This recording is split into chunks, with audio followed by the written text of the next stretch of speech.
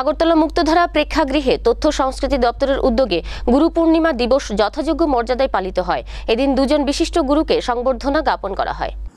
শাস্ত্রে গুরুর মর্যাদা ঈশ্বরের চেয়েও বেশি, কারণ গুরুর জ্ঞান ও নির্দেশনাতেই জীবনের অন্ধকার দূর হয়। তাই প্রত্যেকের জীবনে একজন গুরু থাকা জরুরি। গুরু পূর্ণিমা গুরুকে স্মরণ করার দিন। বাবা মায়ের পরেই যার থেকে আমরা জীবনের শিক্ষাগুলি শিখি তিনি হলেন গুরু।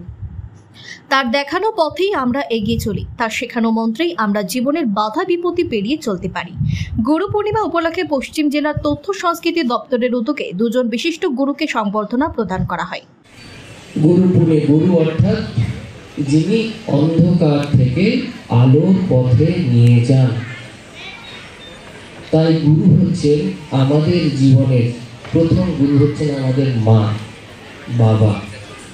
সবার প্রথমে আমরা করজোরে প্রত্যেকে সবাই হাত জোড় করুন প্লিজ।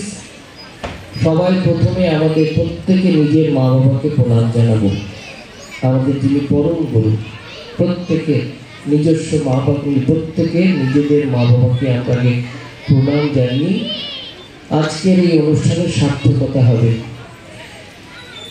এই গুরু পূর্ণিমা যার জন্মদিন উপলক্ষে, জন্মতিথি উপলক্ষে পালিত হয়, তিনি হচ্ছেন মহর্ষি বেদব্যাস। বেদব্যাস যিনি মহাভারত রচনা করেছিলেন।